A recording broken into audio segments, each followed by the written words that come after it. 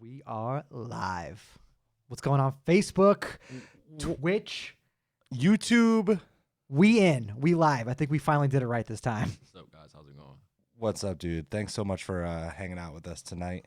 Thank you guys so much for tuning in to another episode of the Creative Collective Show. We are really trying to make this really awesome for you guys. So if you have Twitch or YouTube or obviously Facebook, if you're watching us on Facebook Live right now, check us out on any of those platforms. We're now streaming to all three of those. Once again, thanks for tuning in. If you haven't already, hit that subscribe button on all the major podcast platforms that you listen to podcasts on. Also, if you listen on Apple, leave us a review. That would be really dope. And if you do leave us a review, shoot us a DM of the screenshot of the review, and we'll send out some stickers to you. So These stickers are right here. You can't see them, but we got them. Yeah. Yeah, I need like 2 of them. Yeah, take them. You got them. So I'm super pumped for this conversation. Skit, what's up, dude? Hey, how's it going, guys? Thanks so much for dealing with our shenanigans while we got this all I totally understand. Trust me. In this field, we go through a lot of just technical difficulties. I get it. Hell yeah. Here, come a little closer. Okay, Yeah. got it. Yeah, for sure. So let's kick this off, right? Tell everyone who you are and what you do. I know. Well, my name is Skit. I'm a videographer and photographer for some of your top celebrities, and also some of your just regular, average day people. You know what I mean? Like, Yeah. I don't really have a preference. I don't really have a category, but I just love to shoot. So that's just what I do. Hell yeah. Yeah. So let's take it all the way back, right? I want to hear how you first got into photography and videography. How you got into the space, like what really drove you to that industry. To be honest, so I was about, I want to say 10 or 11. I was always fascinated with the entertainment world and movies. A lot of my friends and family would tell you that I'm a scenario guy. I'm always that type of person to say, hey, what would you do in this type of situation? So that kind of just made me want to go into like storytelling. Okay. So when I was 11, I got my first like RCA kind of film camera. 11. Yeah, 11. Yeah, you're holding the camera at 11. It's amazing. I never forget. I still have it till today. My mom, it was like $600, and she bought it at Radio Shack before they went, bankrupt. So I had it then, and then from there on, I just was always just fascinated with entertainment world and just like acting and writing. So I always tried to just keep that niche going. I kind of drifted off a little bit because at the same time, where I was coming from, you really don't hear about a lot of directors making it or videographers. That wasn't really something that was really there at the time. Sure. So, I tried to do the regular stuff, like go to college for like accounting and psychology. And I just was like, this ain't it. This is not for me. And I literally just, things worked out for me where I couldn't finish university no more. And I came home for a while for like I want to say like a semester. Had a dead-end job at UPS, and I just sat down with myself one day and was just like, I want to do something that's going to make me have fun, and I'm going to love waking up doing it every day. So how old were you when you were in that UPS job, and like when did you have like I don't want to do this shit? Oh, I was 19. 19. I was 19. I was a package hand at UPS, and literally, I never forget. I had a belt. And my city was Chicago, Illinois. So I had all packages to Chicago, Illinois.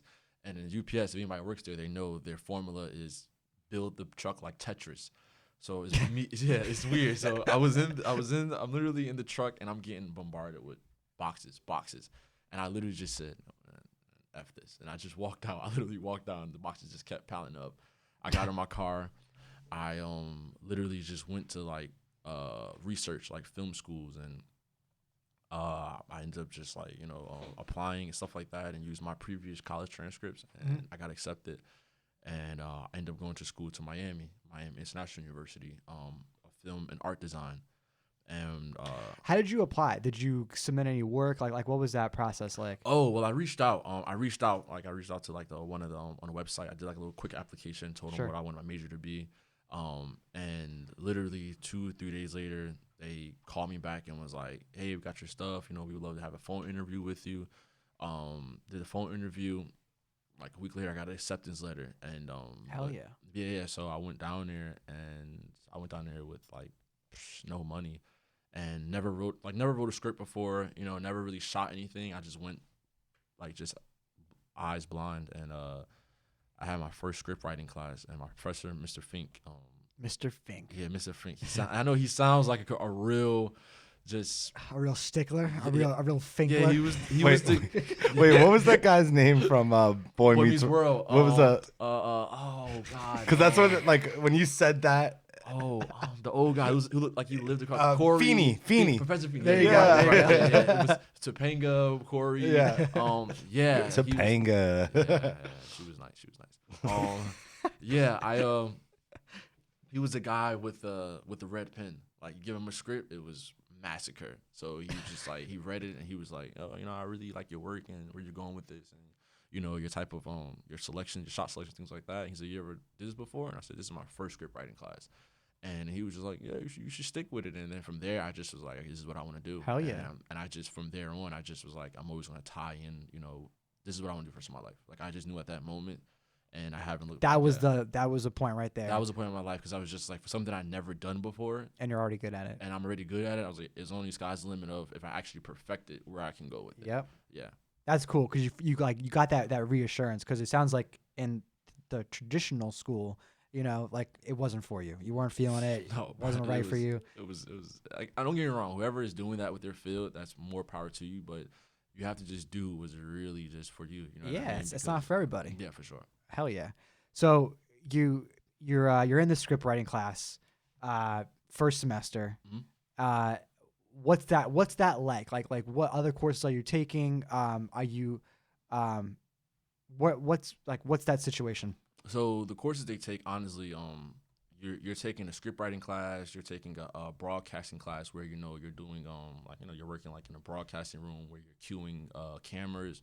Kind of what we're doing like right now. Exactly, but it's kind of like a different kind of thing. It's kind of like one of those like where cut to camera 3, cut to camera 4, cue, pan in, so everything is right there. So That's cool. I had that type of those type of classes. I had a lighting class as well. Cool. There's one class that I wish I can like go back and I can just focus on. It was an After Effects graphic class. Like Adobe After Effects? Yeah. Okay, So okay.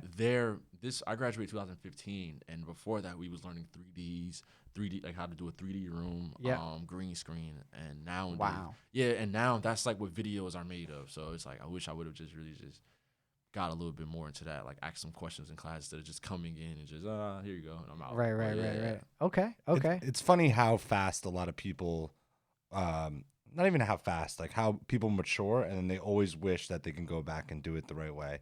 I'm a firm believer in that. Yeah, for sure. because it's like I didn't go to college. Well, I went to multiple colleges, but never graduated. Yeah. And now I look back and I'm like, damn, like I would love to go to like art school again or like film school and really like You'll appreciate take it a in. lot Yeah. more now. Yeah, definitely. Yeah, for sure. Like, I mean, I'm looking at, hey, I just want to just get a little bit more savings, and I actually will go back to school and just study on like a writing class and do things like that. Like, I really would like to just.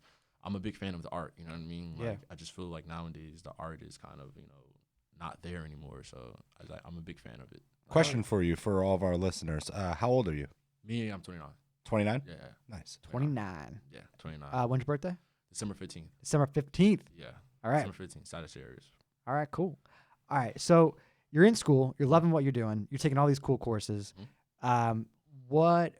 So let's get to the graduation side, and like immediately after, like what did that look like in terms of like finding a job, a career? Like, what was your first thing after graduation? So the crazy thing about it was, first thing after graduation, I honestly didn't know where I was gonna go. I was honestly applying to PA jobs as production assistant. Sure. Down in Miami. Oh, hold on. Before we actually get there, did you have any, while you were in school, did you take any interns, like experiences, Yeah, like any like that kind of stuff? Yeah. So there's this intern story that's Yeah. So Right. I didn't know. So what happened was, in order for me to graduate, I had to take an intern. I had to have an intern for like, I think it was 8 or 10 weeks, right? Okay. Of course. I didn't know. So 2 weeks before I had to sign up for these classes, I see it, and they're like, if you don't have the internship class, you cannot graduate. You got to come back a whole another semester. Oh, screw that. Yeah. So I hopped on Craigslist. I hopped on, at the time, Facebook, LinkedIn. I'm just searching. So I hopped on Craigslist, and they said, we need an editor, pay $13 an hour, intern. You know, you got flexible hours. And I was like, this is me. In Miami, it was like 4 blocks up from where I live. Oh, it's amazing. This is me. End up sending my resume in, sending my demo reel in. The lady called me like an hour later. And was like, hey, this is such and such. Got your reel. We'd really like to have you. You know, can you come in and we could do like a test with you and see where you go? I was like, all right, for sure, no problem. And I'm doing all of this. And like I said, do your research always. So. Oh, no. Yeah. So it ended up being, so I was like, I was so happy. I got off the phone. And I called my aunt, and she said, what was the company? I said, I don't know. I got to call back. I got to call. So I called the lady back, and I said, hey, what's your company name? So she says, well, first, do you mind working with, like, profanity? Do you mind working with, like, nudity, anything like that? I said, nah, I'm cool on that. I don't care about that. She says, okay, well, the company is called Team Skeet. And I was like, okay, cool. I thought it was, like, some type of, like, cool little name or whatever. Like, a little company, like, you know. And I Googled it, and it's a porno company. And I said, oh, fuck, bro. Yo, I said, yeah. I was like, oh my yeah, God. the worst. Yo, So, that's hilarious. mind you, I need the internship. So I'm like, Get on the yo. goggles and just get in there. So that's what my mindset was. So I went there, and the lady was just like, we're happy to have you. I was like, all right, cool. So she's like, yeah, we want to give you this test. We want to see if you can match this audio with these with these L cuts, these photos. I'm like, all right, that's cool, no problem. And I'm thinking like, you're not going to give me something like really hardcore weird right now. And you know, not trying, I swear, not being funny, you know, and by preference is cool, is whatever. I'm not like that homophobic, but it was 2 gay males. I just was like, yeah, I can't do this, bro. I can't sit on my computer for 6 hours and just edit guys, you know? And I just like, no disrespect, but I just can't do this. And that just blew me. And she was like, well, can you mind doing like retouches and stuff like that, like on Photoshop? And I was like, yeah. And then it's like, now I have to sit there with the porn stars, and I have to like, you know, take out the stretch marks and kind of put a little fake bio. And I'm like, this isn't me. I'd rather just stick it out. And I ended up getting an internship at Discovery. Yeah, I ended up like 3 days later, Discovery Channel called me, and I was like, I'll take it. What? Wait, how did that? Are there going to be any monkeys having sex? I called. I was like, there's no sex at all, right? I'm kind of a little scarred. Just want to make sure, no skeets, right? He's like, no skeets. So yeah. I had a. Yo, it's so funny. Yeah, it was weird. And the crazy thing about it was like I actually was like, I caught myself like a year after that, and I was looking up porn, and I saw them. I was like, I was about to work for this company. This is crazy. Yeah. So I Discovery Channel ended up calling me because I had a friend there. He was doing like he was doing the audio for like, you know, a lot of the National Geographics. He was doing stuff like that and Man vs. Wild type thing. So I told him. He ended up telling his boss, and his boss was like, yeah, he's young, cool, bring him in. And the only issue with that job was it was Discovery Channel Latin. And so I had to, like, really kind of learn a little bit of Spanish and learn the days. Like, sure. You know. So that was the cool thing about it, but it really taught me a lot of editing-wise. And, you know, I ended up actually getting a job there. So when I graduated, my next day after school, after I graduated, I ended up going to Discovery Channel to go work. Hell yeah. Yeah, which really was good. I was an editor there for 2 years, so it was pretty Still fun. in the Latin department? Yeah, the Latin department. So, cool. But it was kind of hard because it's like, you'll hear like, you know, the voiceovers like, Dominguez, and I'm like, all right, I got it. So I had a little bit of issues, but it got through. So I was there for 2 years and ended up closing down and going to Maryland. Wow. So you did not have an easy intern experience Not at all. Not at all. You went from porn to a different language. It's like, damn, you can't catch a break. Most people interns is like, yeah, I interned at the law firm. Like, nah, I had porn. Yeah, I had porn. And it was weird because it was like, I was telling my teacher about it, the porn job, and he was like, you know, you got to be careful because, you know, once you join the porn world, you can't join. Suck you in. You can't literally suck you in.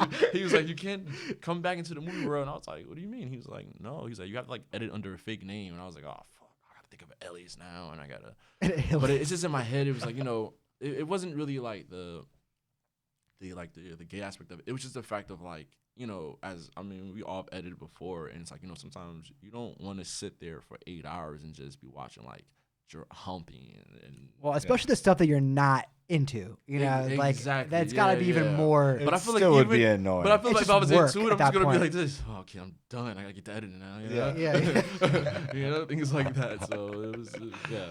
Oh so that was my kind of thing. damn. Interesting. So Never thought about the editors that have to edit all those videos. Yeah. Oh my No, God. honestly, think about it. Like, you know, think about it. Like, you get revisions. It's like, no, you didn't catch the shot. You gotta catch that shot. You gotta catch it. It's like, Oh my God. All right, bro. Like, really, what? I feel bad for the cameraman. Yeah. I went to wearing like splash screens and stuff. Yeah, it's like everything is covered but the camera. I wear a poncho. It's like around. rubber and shit. Just come out, just trip. Oh, God. I already did it. Yeah. Oh man. That's so funny. No, yeah, for sure. Holy shit. All right. So you were at Discovery for how long? For 2 years. 2 years. For 2 years. All right, cool. So were you were just editing there? I was just editing there. I originally, after I was editing, I wanted to, you know, actually I was trying to get on the actual, like, you know, go to corporate and try to do camera. Like, you know, I wanted to travel a lot. Like, I really wanted to go to Man vs. Wild. I was like a huge fan of that show. That'd be dope. Yeah. And then I started noticing, I was like, it's, you know, it's somewhat kind of fake. You gotta really think about it. Like, you know, this guy's running around the wild with a camera crew. He's not going to really die. Like, you know, somebody has a water on them. Like somebody, somebody, you know what I mean? Like, you just Someone can't. get this man a Cliff Bar. Yeah, and it's like, you know, think about it. Their cameras are going to die from battery, so somebody's going to have to like charge them up. Like, it has to, you know what I mean? So it's kind of like it was just weird. So I just was like, but I would love to just still do it till today though. Like, Okay. for sure. All right. So after the whole Discovery thing, how did you get into? Because like now your passion is more in the music side. Yeah, for sure.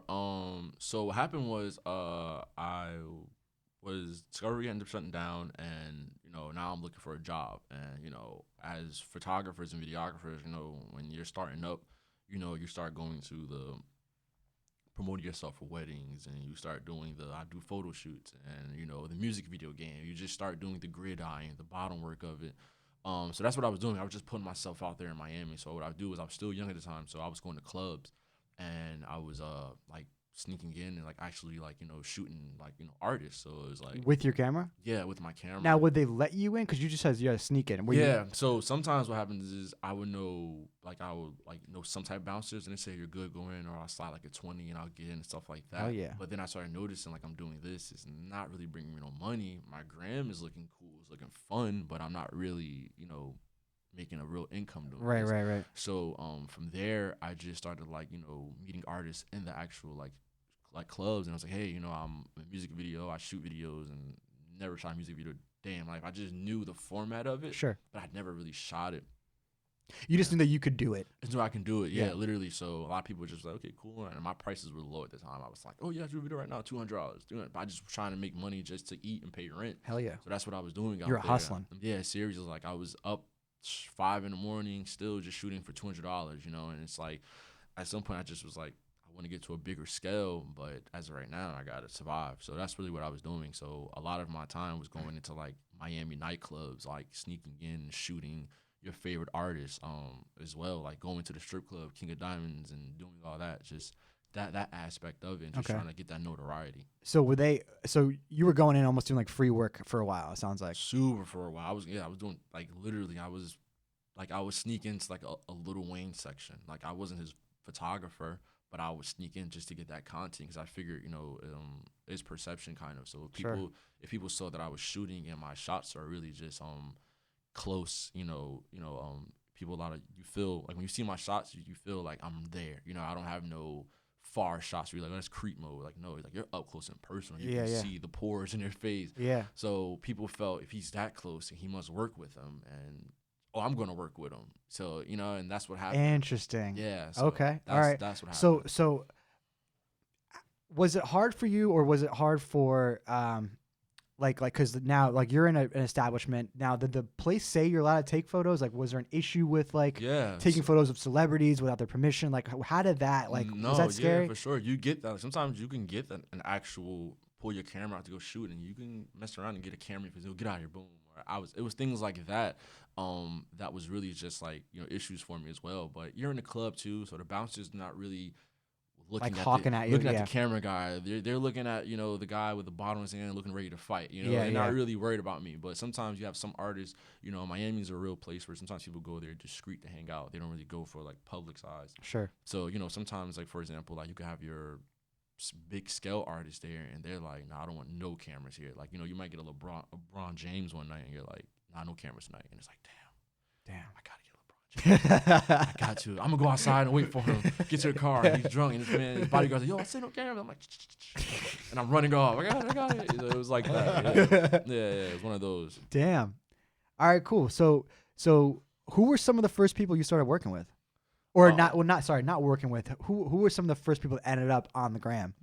Artist wise, sheesh, that's a really good one. I shot a lot.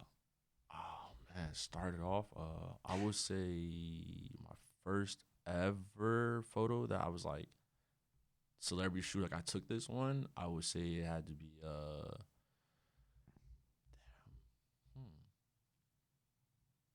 I think it would have to be Swiss Beats. Swiss Beats. Swiss Beats. I Okay. was at a concert and I was at I was at a concert and I shot Swiss Beats. Like I was at a show and I think it was during Art Basel. He had a show and I shot and I caught some photos of him there, and then, you know, from there I just Now, are you tagging these people? Are you like tagging them up? yeah. Like, So yo, at I the got a photo time, of you. yeah, at the time I wasn't Instagram savvy at all. I wasn't into tagging, hashtagging. You know, I was just really just posting, Sure. tag them, like, you know.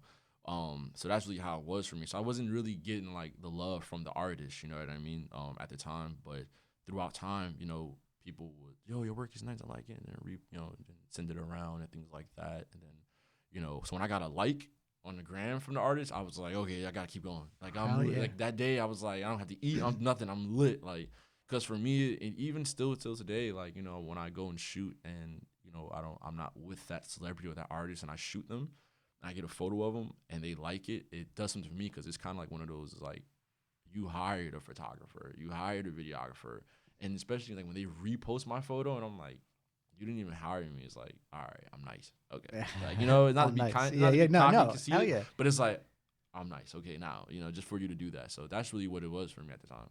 Hell yeah. Well, so especially celebrities, and especially ones that like their own photo, because like you can imagine how critical they could probably be. You know what I mean? Super. Like, damn, I look terrible, but like, you know, Super. when they like your shit and like, you know, they didn't ask for it, and then they go ahead and repost it, you're like, damn, you must be on top of the world.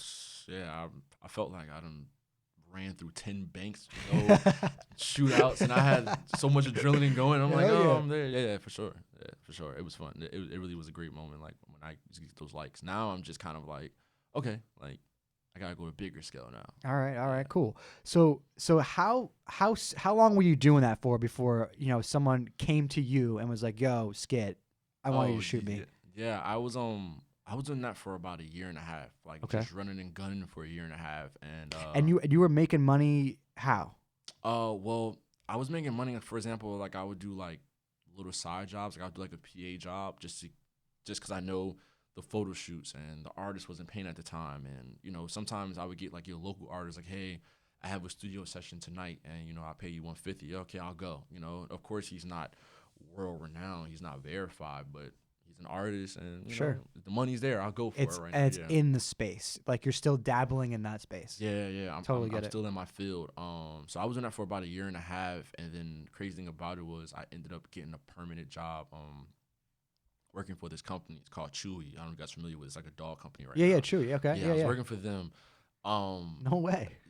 Yeah. Damn. Yeah, working for them, and I was doing like camera, PA work as well too. And then it's just like I was still in my field, but it just wasn't me. Like they had me like put on like costumes and like act out. You ever watch the YouTube videos? Yeah, watch their YouTube videos sometimes. You guys get a chance, watch the YouTube videos. And are you on there? I probably have one episode because I literally was like, I can't. I took the chicken suit off. I was like, I'm out. The like, chicken suit. Yeah, they had me put on a chicken suit. Yeah, that's and amazing. Like, for example, what happens is like like they get a product. They'll get a product, and then what happens is you have to build a skit around it, like you know what I'm saying, like an actual story around it. Oh, wow. For like 30 seconds or like to a minute or however long the length the ad they pay for. So You're just like Was it scripted at all? Like you just No. So you'll get a script. So you'll get a script. Oh, okay, and you okay. have to build around it. So you and your team get together, get ideas, get props, and now you're doing it, and it's like this. Okay, and then you have people who love animals. Therefore, oh yeah, I'll get in the lizard suit. I'll get in the turtle suit. And then me, I have a phobia against certain animals. So sometimes they'll be, oh yeah, you have to hold this cat and pick up the litter. And I'm like, I hate cats. Like I hate cats. And it's like you see on camera, I'm fidgeting. Yeah, I'm like, I hate cats. So it was things like that. And I just told myself, I was like, it didn't work out. And now I'm back with no jobs. Now I'm back to running and gunning. Yeah. And what happened was, I had a friend of mine's. He was in Miami for Rolling Loud, and he was like, "Bro, I got passes for Rolling Loud. I want you to come shoot me." I'm like, "Oh, this is golden. It's Rolling Loud. I'm not leaving here ever. Like, this is a ton of artists." And he ended up saying, "Hey, come with me." We had another friend of ours who was in the NBA, and he was down here just hanging out and chilling. And I went to high school with him, and me and he linked up and. I had changed a lot because at the time when I was in high school, I was like, short braids. I was really different. Then I hit a growth spurt, so people didn't really recognize me. Right. And then what happened was, I had my camera on me, and he was like, "What do you do all day?" I was like, "I just shoot." He was like, "You do?" I was like, "Yeah." "You do photography?" And I was like, "Yeah." He was like, "Okay, cool. You do videos?" And I was like, "Yeah." And he's like, "Yo, I got a boat party tomorrow. Come to my boat party." And I was like, "All right." Wow. Yeah. He's an NBA, so I go to the boat party. I'm like this. Whoa, like, I've been in Miami, but this is not the Miami I've been to. And I'm like, okay, this is fun. And then, he just was, he was like, I have a creative company, Infinite Vision, who I actually work with right now. Signed to them as well. Wow. I work with him. And he was, I have a creative company. I just want you to do all our content. And holy shit. Yeah. Now, wait, was he saying that before or after you gave him the photos from the boat party? No, he said that after. So before that, he wasn't even offering me a job. He was like, I just gonna take some photos. Cool. Okay. We was at the boat party, and I don't know if you guys are familiar. It was Zoe Dollars was out there, and Zoe Dollars, I took a photo of him. Didn't know. Zoe Dollars didn't know I took a photo. I posted the photo. Zoe Dollars reposted the photo. He reposted it, but he didn't tag me. So my boy saw it and was like, "Nah, you need your credit. People need to know who did this." Like he's going crazy for me. Yeah. So I'm like, bro, I mean, respect. I understand. But I'm like, bro, this happens to me all the time. It is what it is. Like, and he's like, no. You work for me. I'm like, I didn't even get paid from you. I didn't even sign nothing. And he was like, no, you're my shooter.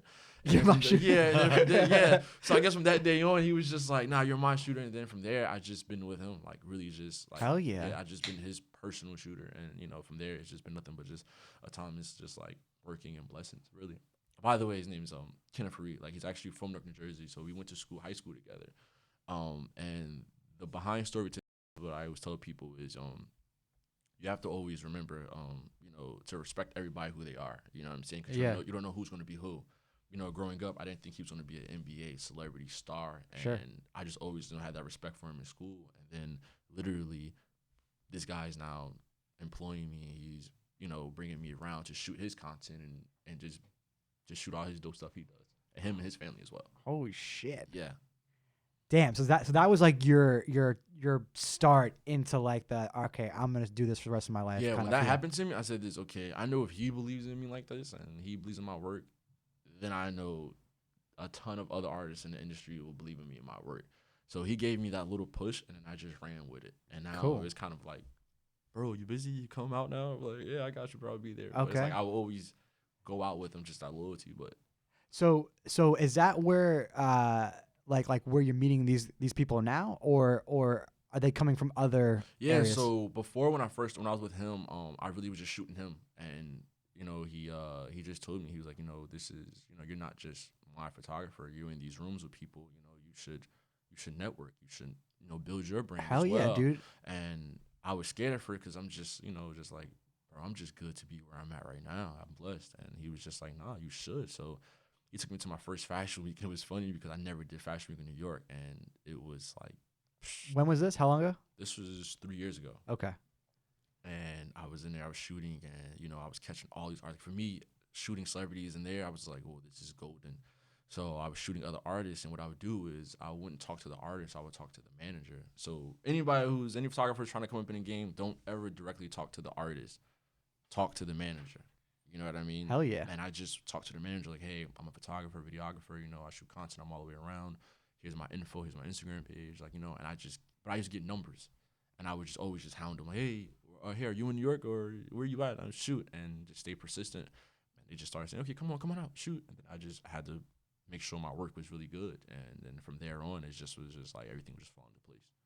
Wow. Yeah. That's really cool. All right, so your little hack is to talk to the manager instead of the actual artist. Yeah. So I mean, that makes sense because like they're literally managing them. yeah, everybody asks me, how do you get artists? I'm telling you right now, do not talk to the artist because they have 1,001 things going in their head. Of course, they're gonna forget. They don't know who's in front of them. They don't know who's Yeah. around them all the time. Talk to their manager, their assistant, and stay persistent with them because those are the ones who bring in the actual just, people to build your content up, like makeup artists, things like that. So that's what I would do. But it took some trial and error though, because I was going straight for the artist, and then I just noticed like this guy's not texting back. This guy's not even doing this, and I'm like, you know what? I'm going to go for the manager. Then from there, it just start working. They just start working. Smart man. Mm-hmm. All right, cool. So what? So after that, like, were you getting? Were they like paying you per project? Like how were you reaching out and saying, yo, like, you guys have a party, or like what kind of things were you shooting? Oh, so really, I was shooting just like sometimes, I would shoot like, hey, I'm going to I don't know, I'm going to this event. Like I'm going to this event and I need a photographer. So I say, all right, cool. And, I go off of my photo shoot list, like, hey, all right, well, if you want, 50 edits, that's, $300, stuff like that. So people started noticing. It was like, yeah, your prices are not really bad. And they started saying, hey, I'm going to pay you monthly. Like, I just want you to be monthly. And I was just like, okay. But then it got to an issue because now I'm getting tugged and pulled. You know what I mean? Yeah. So I had to start just setting rates and times with people. But that's how it was though. Like I was just shooting. Like for example, it would be anything. I can get a call and say, hey, I'm going to a jewelry store and I'm about to go buy $150K worth of jewelry. I want you to come record this. You know what I mean? We got a call like that one day. Yeah. And the person wouldn't tell us who it was. I was like, dude, like, you want me there an hour? Like, if you can't tell me who it is, I can't move. Yeah. No. But see, it's like that because I could be in my house and I could just be eating like some Captain Crunch berries. Seriously, some Captain Crunch berries, and I'm just chilling, and I go on my phone and I look, I see, all right, 1 call, 2 calls, man, it's some important. Hey, can you please come to Manhattan right now? Boom, boom. I'm like, bro, like. Now, where are you living? Right now? Well, like when this is all going down, are you close to Manhattan? Are you actually, in the scene? yeah. So what happened was I literally, when I linked up with my boy Kenneth, at that time I literally got out my apartment and I moved to New Jersey, where I'm from. Got it. But I moved back home to New Jersey, and from there, we were just getting the feel of things. So what I was doing was I had some friends who worked as like grips and some DP friends. So they was giving me like PA jobs, and then once again I was just like, oh snap, this is what I want to do as well. I want to do movies. So I had PA jobs, but I was just like, I don't want to fucking PA. Like, not at all. Sorry, I didn't mean to curse. No, you're good. No, dude. you We totally curse all the fucking time. curse. Oh, shit, I love it. Yeah, man, we curse all the fucking time. Hold on 1 second. Let me. I love it. No, for sure, I love it. Yeah, so I was doing that, and what happened was I had got a PA job working on Luke Cage. Yeah. Yeah, I was telling you about it earlier, and PA jobs on the sets. Go ahead, sorry. Now you got this job as a PA. As a PA, yeah. Now this is still while you were shooting all the other artists. Exactly, because now what I'm doing is like for example, I'm not really getting a lot of work in. So Okay. I'll probably get like a nice week of work. Sure. And then for 3 weeks I'm not. Okay. And at the end of the day, it's like, yeah, I'm getting paid per project now. I'm not really getting paid monthly. Got like it. that. So nobody's gonna pay you monthly just to do one project and then go home. Like, Totally. no. Totally. So I'm getting per project. So I'm probably getting like 1,000 that week, but I have to eat, buy gas. Yeah, of course. Yeah. So now I'm back to scavenging, but we all know New York is like gold mine for videos, movies. Everybody comes up here, actors, models. So I started PAing, and don't get me wrong, PAing is a job that will really, really, really humble you quick. Like humble you quick. I'm coming off a high horse. I'm just like, hey, I just shot Russell Westbrook and James Harden in a Lifetime gym shooting basketball, and you're telling me to get your coffee? It's things like that. Yeah. So it humbled me up real quick. And when I got on set, I just knew, okay, I want to do camera. I want to do this. So I have to talk to these certain people. So little hack tricks I would do for you PAs out there. This is what I did. Oh, I like this again. Dropping knowledge. Yeah, you have to. So PAs, what you should do is you have a key PA. And when you're a PA on the set, you have walkie, you have channels. And you guys aren't set. So sometimes, like, for example, you guys would be like, hey, all lights or grip channel 2. PA's channel 3. Okay. All right. Yeah. Yeah. So what I would do is the key PA would be like, tell somebody, hey, Zach, go to channel 4. I will go to channel 4. And he'll be like, Zach, hey, I need 2 coffees, sugars, and 2 apples. I need you to bring it to such and such trailer. I'm like, shit, I'm already here. So I would go already grab it and bring it to the key. Like, here, this is the AD. Like, here you go. And he's like this. Oh, all right. So now he starts seeing that I'm proactive. Now he's giving me more days. He's giving me more days. So now he's like, yeah, I like you. Come back tomorrow. Come back the next day. Every day I was doing that. And then after that, what happened was I said, okay, I don't want to do PA no more. I want to do camera. But I found out I was a camera PA. So I talked to the camera guys there, and he was like, yeah, I'll bring you on one day. Same thing there. Like, oh, you need this lens? Oh, you need this cartridge? You need this frame set up? And I already had a film knowledge because I went to college for it. So I knew the terminology. Like, go give me a quarter apple box. Some people there was like, oh, I got you. You know what I mean? Yeah. You know, I was well-rounded. I was well-rounded. Yo, tell me. All right, so we shot with another production company the other day. Yeah. And shout out to Tom from Post Creatives. You're the man. What up, Tom? We love you. And we're not classically trained in film or anything like that, right? Okay. We're YouTube University over Seriously? here. Yeah, no. Yeah. You guys working nice. Yeah, Thanks. I really, when I saw you guys work, I was like, damn, these guys are We try. Yeah. It's the Sonys. Yeah, It's exactly. definitely Sony. That's why we made the switch. Yeah. So one day we're on set with him. We're working with him on a production, and he goes, "Well, did he tell someone to do it, or did he just use it as an example?" I think you just used it as an example. He's like, "Yeah, put a pigeon on a pancake or something." I'm like, "What the fuck did you?" Yeah. I was like, "What the fuck does that Yo, mean?" what the fuck? Dude, I was like, No, bro. you get curveballs. Yeah, dude. Dude, he kept saying crazy shit. I'm like, what? Yeah. What's a pigeon and what the fuck's a pancake? Yeah. I was about to go outside, get pancakes and a pigeon, come back Now inside. you're on set looking around. I get a pigeon. No, yeah, but that happened to me. I had this guy on set one day. I guess he didn't know I was part of film school, and he was just like, he says, "All right, I need a f-stop gap tape and a pancake," and I was just like, this f-stop, pancake, the apple box. I'm like, I sat there for like 2 minutes. I was like, is this guy high? What is this guy on? And I can see him looking at me as walking like this. You got me? But he's being sarcastic, and I was like this. Wait, man. I said, the f-stop is on the camera, bro, and the pancake, that's right there. And he was like, my guy. And I was just like this. At that moment, I was like, yo, they give you shit on set. Wow. So they was fucking with you. Super. Nah, they always not. Yo, it's amazing. They'll always fuck with you, like, seriously. Like, if you don't know your stuff, yo, they'll fuck with you. Like, for example, like, I was on a grip truck, and they was just like, hey, I need a 4x4 see-through flag. And I'm like, 4x4, that's a measurement. A flag, is see-through? And a girl I was with, she was like, I need a see-through flag. And I'm like this. I'm like, Barbara, chill. There's no see-through. It's either black, white, blue. And she's like, no, the see-through. He said it. And I was like, I went to him. I said, see-through? And he's like, see-through. And I went to him. I said, we only have black and white. And he just started laughing. And I was like, yo, bro. Yo, it's great. It's so funny. Yeah, but in my head, I go like this. That's what I'm going to do. Like, when I'm a director, I'm going to, like, probably have my PAs. Yeah. I need all red Skittles in these cups right now. Just give them bullshit jobs. Like, yeah, for sure. That sounds like so much fun. I kind of want to do that now. Yeah, you have to, because I feel like it's a seniority thing. Like, you work so hard going up. You're like, I got to give people shit. Yeah. That's fucking funny. Yeah. Pigeon on a pancake. Yeah, pigeon. No, that's wild. I would have been like an actual live pigeon. And then after that, you start going through Google like this, film terminology, pigeon, and you're like this. Nothing is coming up. Like, nothing. Oh my God, that shit's too funny. Wow. Nah, for sure. So, what's let's talk about one of your weaknesses that you've turned into strengths, or whether it's recently or you're back in time.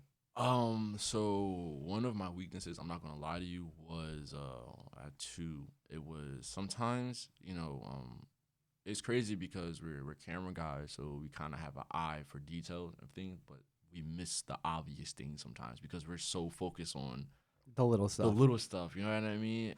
So I would say literally I had to improve my eye for detail, and also my turnaround time.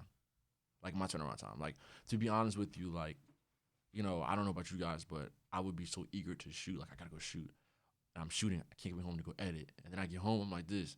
Ooh, all right. And then it's a day later. In 2 days, I'm like, I gotta get this out right now.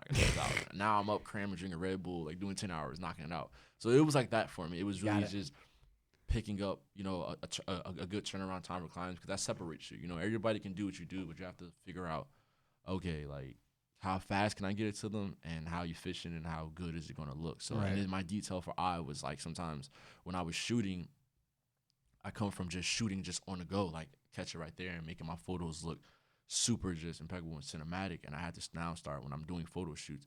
Oh wait, you know, fix your tie, or you know, fix this, brush your hair this way, you know. Yeah, those little- and it happens sometimes, you know. yeah, super. Like the other day, we shot a photo and the girl had a hair tie on her wrist. I was like, "Fuck." yeah, And we're like, we're not gonna and- Photoshop that out. We're just gonna redo that shit. Yeah, No, because like I mean, you can photo it. It's just like get back in there. no, and everybody knows this is what I hate on set. Everybody's answer is, fix it in post, and I'm like, no, why do you want to add that much pressure on the guy in post? Like, no, just finish it now. Like, no, fix it in post. Everything is post. I'm like, that's the answer. Everything. All right. We should post. make that a T-shirt. Yeah, Fix Fix it it in in post. post. No, that really is though. Yeah. I'm pretty sure you guys hear it all the time. Fix it in post. Fix it in post. I'm like, all right.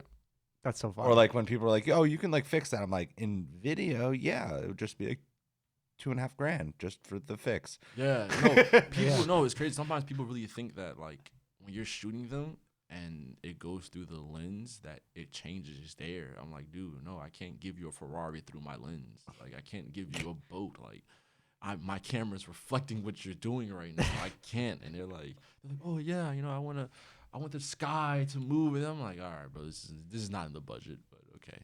It's That's definitely another not. T-shirt. Yeah, So that's not in the budget. It's not in the budget. Let's Yo, be honest. those are two really good T-shirts. I got you guys. I got you. All right, you already got two. We're gonna start a T-shirt I got company. you.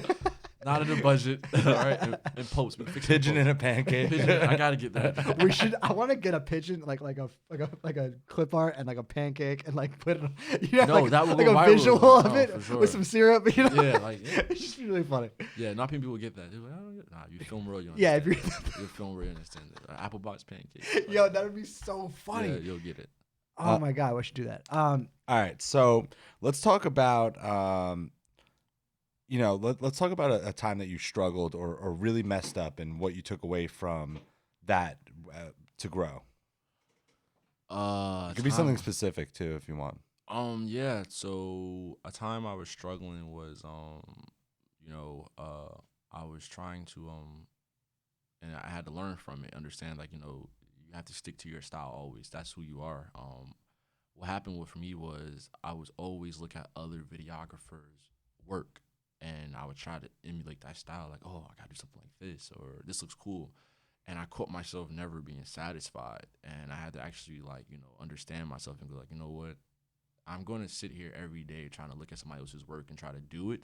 You know, not like, you know, composition, but like, you know, effects wise or style of shooting, or, you know, color scheme. Right. And I had to understand like, nah, I have to make people like my style. Like I have to make people, you know, understand this is me and this is what I'm going to keep doing. So that was something for me that I struggled with for a while as an artist, really going, because I was so all over the place. I didn't really know. I didn't have a distinctive style. I didn't have a shooting type of technique. I was just however I felt right there. And then I had to just start understanding like, you know what, build your own style, and you know people are going to gravitate to you. So that for Look me at was that.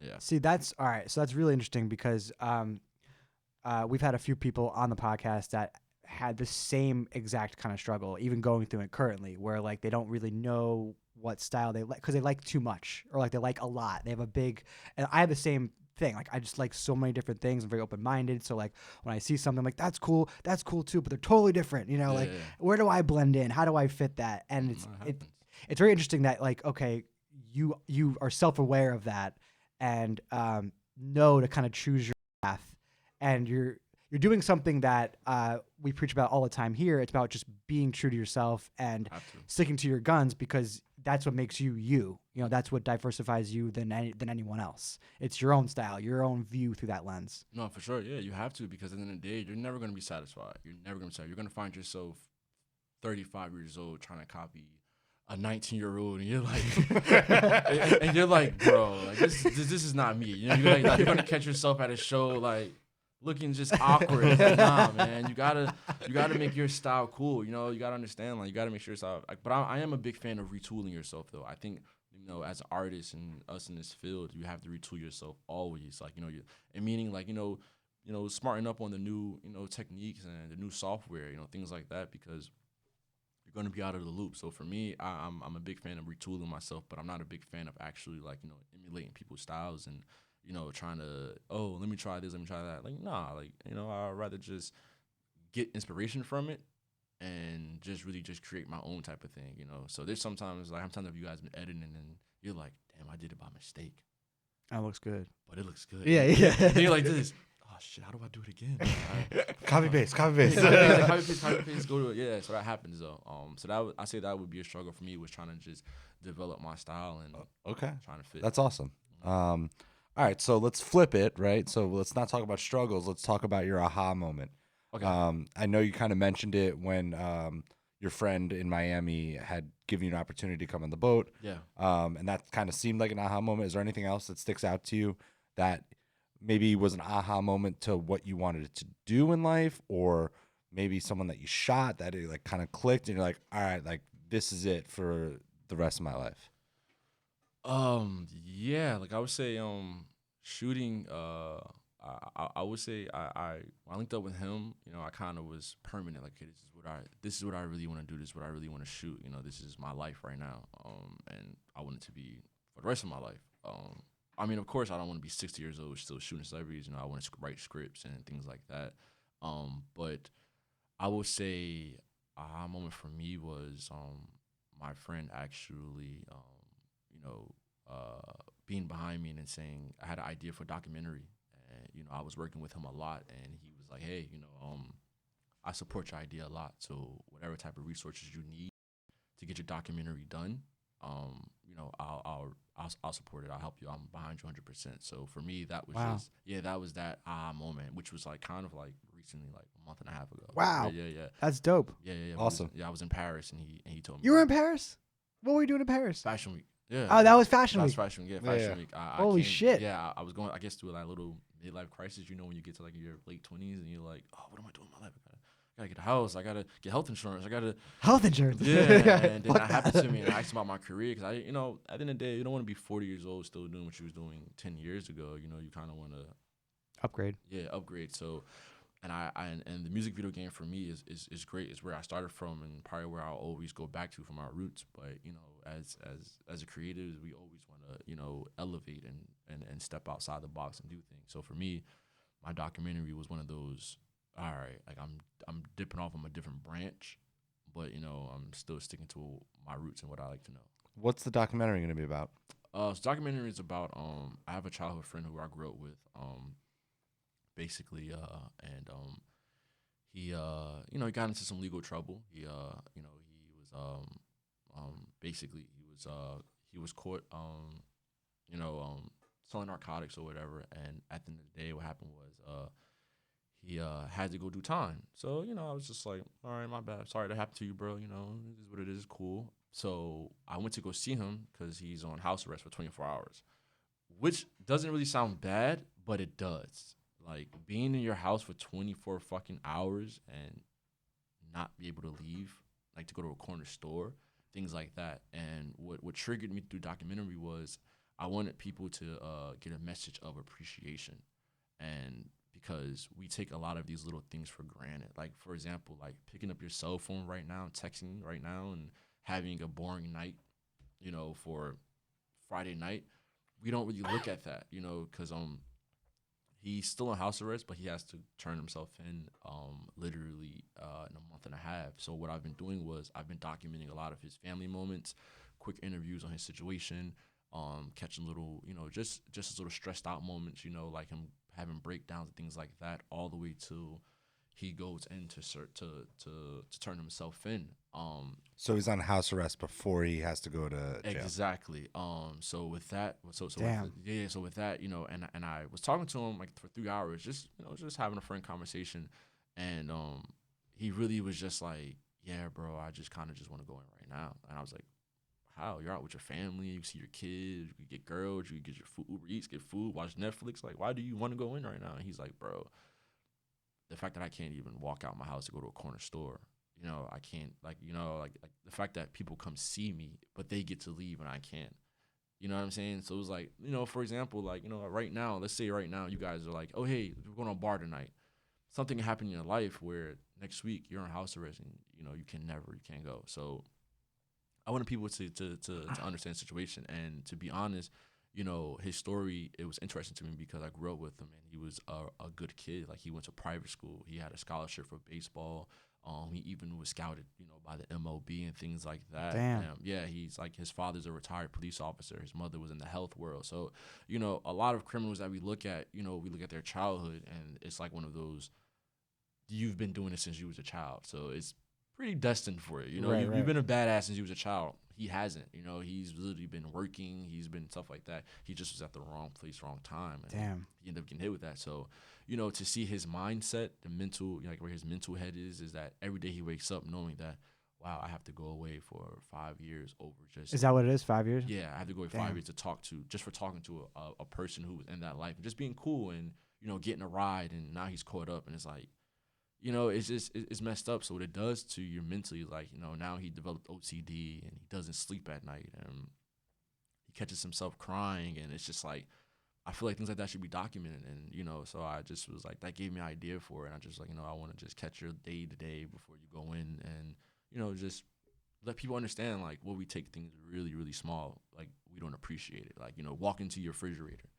Like, we don't look at that. We may not have nothing in there, but walk to your refrigerator. That's you should appreciate that because there's people who literally are in a cell and they can't do that. And some are wrongly convicted. Some deserve to be there. I'm not justifying that, but I feel like his story is should be told because a lot of parents do shelter their children and they expect their kids not to go down that path, and it still happens. So it's just one of those things that I feel just where it's gonna go. I know it's gonna go to Sundance, Tribeca. I don't know. It might just be YouTube. It might just be IG Live worthy. But it's just a piece that I really want to do, and I feel it should be documented, and I really like it a lot. Hell Sounds yeah, really dude. cool. I respect that a lot. Yeah. Because the vision, the why behind you doing it, I think is like the biggest part. Mm-hmm. Because you understand, like, wow, like that's perspective right there. Yeah, for sure. Yeah, it's just and like I said, the message I really just want people to understand is really like, we take a lot of small things for granted.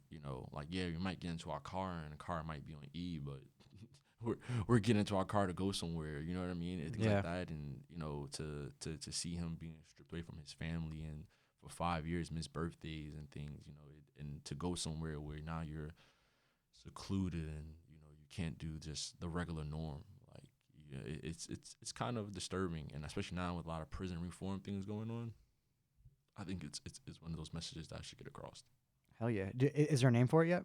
For this one right now, I literally don't have a name for it. I'm trying to go with like I'm trying to find like some type of like appreciation type of synonyms to go for it, or like the Latin version. But honestly, right now, I literally came with the idea and I just started it when I was with them. I said, I got my cameras, I got my lights, got my Ronin. We're about to run and gun. Hell yeah. Because you guys know documentaries are like, the startup way to really get out there. And, those are the most cheapest and most informative thing. But who doesn't like a good documentary? I love documentaries. Who doesn't like I only go, like, sometimes at night, like, I only go in the documentary section of Netflix exactly. and shit. Like, they're so raw. Like, I'm honestly, like, sometimes I'll watch like a Locked Up Abroad and I'll go like this, holy fuck, this is why I gotta turn this off. Because I'm like, I travel. I'm like, oh, never mind. Yeah, what if you accidentally do something and you're stuck? Yeah, mistaken identity, you know what I'm saying? Like, oh, damn, it fuck happens. that, yeah. Like, we see a lot of things now where a lot of these cases are being turned over because, DNA is not proven or things like that. And it's like, bro, you spent 20 years in jail because a crime you really didn't do. But just because you didn't have the money or the lawyer. Fuck that. Yeah, so with his situation, it was just like wrong place, wrong time. Like I said, if you look at his actual resume up, you would look at he's a scholar kid. Like, he played baseball, like I said, he had scholarships and he private school. So it's like he wasn't a street kid growing up. If he was a street growing up, I would be like, it's kind of destined for you, bro. It happens. I'm not going to waste my time on that. But I feel this is a story that people should understand. Like, no matter where you're coming from, it can happen to your child. So you have a lot of people that have been kind of backing you, right? Mm-hmm. Like you had, you first did that one photo, like they like reposted, like, yo, I'm pretty good, right? Yeah. And then this guy's like, yo, like, or even in school when they were like, yo, you know how to how to do script writing. Like you're pretty Yeah. good. Like you kept getting like that seed from someone that says, "Yo, keep doing what you're Keep doing." going, keep going. Yeah. And I love that. Was there ever a time where like someone's like, "Yo, what are you doing with your life? Who do you think you are? Like why do you think you're like anyone have any naysayers against you?" Yeah, for sure. I've had people, sometimes like there's been times where I've been self-doubting my work as well. Like I've shot photos and clients have been like this trash, don't like it. And I'm like this. What do you mean Yeah, don't yeah. like it? And then the crazy thing about it is a year later they'll post my photo and be like, oh, people fire. Oh, always knew you can do it. Like, you just said it was. I had the text message. But no, yeah, but no, for sure though. Like there's been times where I've like, for example, I think I shot something for I was in, I think it was Tiger or something like that, and I shot him like it was like a year ago. I shot a photo, and I saw his manager, and she's like, "Oh, okay, it's cool, whatever." And then I seen her like a year later, and I was like, "Hey, I'm scared, the photographer. I shot this photo," and she was like, "Oh my God, Tiger loves it. He has it here on his laptop." And I'm like, "This, what?" Like, I'm like, "What?" I'm like, "You just was telling me you didn't like it, like it was regular." You know what I mean? So yeah, I do have that, and sometimes I do get people sometimes to give me a little kind of feedback on like, oh, like I go out places and they're like, "Oh, you think you're a celebrity?" And I'm like, far from a celebrity. Like I'm still paying for drinks. So you know what I mean? I'm still paying for drinks. I still have to wait in line just like you. Our celebrity, Yeah. I wouldn't be here with you. But I kind of always just humble myself, let myself know like that's not who I am. And I just have to keep that mindset, stay hungry, and just understand that. Do you have any mentors? Mentors in my field right now. I have people who I look up to. I don't know them like personally and things like that, but I have people who I follow their work. I have one. I have a cousin of mine. He's a director as well. His name is Alfredo Flores. He works for Ariana Grande and Justin Bieber. He's Damn. he's on tour with him. He's super. What's he do for them? He's actually a photographer. Oh, got it. Actually a photographer. He's like one of the first people I've seen jump into this field. And he's pretty dope. Like I really like his work a lot. You said it was your cousin? Yeah, it's my cousin Alfredo Flores. Can we get him on the pod? Yeah, I hit him up. Hell yeah. Let's do it. No, for sure. I hit him up. He's from Jersey. I definitely. No way. Yeah, he's from Jersey. He lives in he's from Belleville, yeah. New Jersey. Yeah, it's my cousin. Like literally. All right. And he doesn't have to be here to do it. We could do it over the phone, like when you called today. No. I was like, I didn't know you were coming here because like originally you said that that you'd be like traveling. I was like, all right, like we'll just have to do the call in. No, yeah, I was just like, yeah, because he was like, you're traveling. I was just like, nah, I'll be in Jersey, like because me personally, I feel like, I want to like people to understand like hey, you're just because you're a photographer, you don't have to be behind the scenes a lot too. You know what I'm saying? Like because we see everything. Like we see as you guys see it, we see the behind the scenes, front scenes, everything. So Yeah. you got stories. It is what it is. Yeah. Yeah. Yeah, and I think it's every creator has a story, and like kind of why we do this is to really encourage people to go do what they're thinking about doing, because a lot of it's always they're in the gray area. They're like, oh, like I want to do photography. I have this full-time job, Yeah. or whatever it may be in the creative realm. It's definitely that leap of faith. Yeah, double down. You have to. I'm pretty sure, like when you guys were starting out, you guys really didn't think you probably would be here. You know what I mean? I don't know. Like I'm really not trying to dumb down, but me, I didn't think I would be sitting, shooting top celebrities and being cool with them, shooting their children. And it's like, oh, I'm here. You know what I mean? And so it just shows you sky's the limit. So for me personally, a lot of people are scared to take that leap of faith, especially in this art world. That's just one thing I want to keep the art alive, Like, hell yeah. And I feel like as all of us as a collective and creators, we have to always keep the art alive, because some people are just like, oh no, I feel a safety net. I need to go be a doctor, or I need to go be a lawyer. And it's like, you can be something else, Yeah. That's really what it's for. Hell yeah. So you've been around, traveling for these artists. Any particular favorite spots? Any cool, like what's like the coolest spot you've been to? Like you absolutely love, like personally you. The coolest spot I've been to, I'm not gonna lie to you.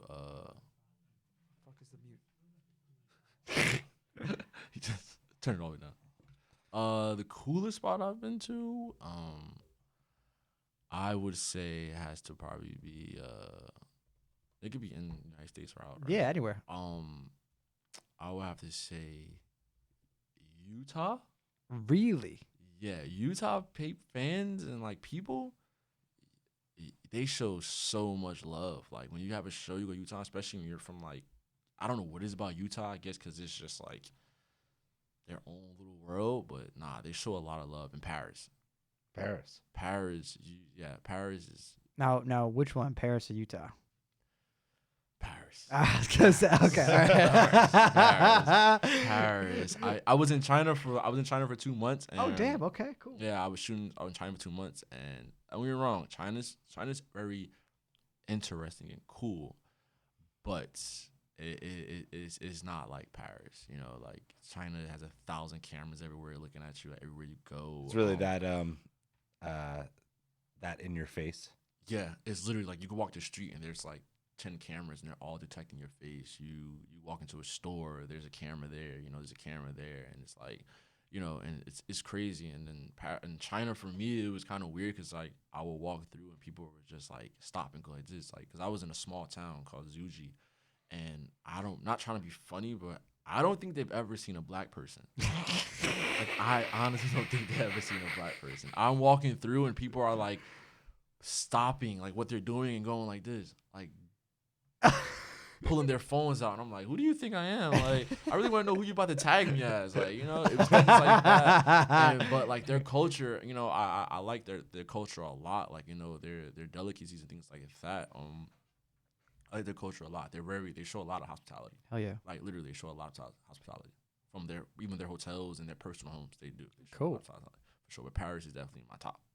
All right. Yeah. Cool. I've never been to Paris. I want to Really? go. Yeah. I encourage, honestly, a lot of people say it's a romantic place, but I feel either go with a girlfriend or go with like a group of guys. You know, going by yourself, you'll catch yourself in the house in your room at 8 o'clock at night going to sleep. But, you know, go out for the party scene, of course, and go out for the sightseeing. You're going to girl, and you're going to have a great time as well, romantic and that type of thing. But Now, have you been to the night? Like, is that where you went? Like the actual nightclubs, like shot there in Paris? yeah. So I went to a couple of nightclubs. I went during Fashion Week. So, you know, after Fashion Week, everybody's walking around, walking the floor, and they're like, oh, we're going to this club tonight. And I'm like, I got to get home and edit these photos. Because I don't have these photos up by the morning, because, you know, turnaround time, people are going to be, where's my photos at? Especially for event work. Yeah. Yeah, I'm like, I was partying with you all night. You wouldn't let me leave. And it's like, what do you want me to do? I got an hour of sleep. So I always try to like, Edit in your sleep, man. no, that's how people, people don't think we don't sleep. Like, I'm like, bro, like, I was partying It's with you weird. until 6 a.m. We got to be up at 8. I have to shower. I have to recharge my batteries. And they're like, But like literally recharge your batteries too. yeah.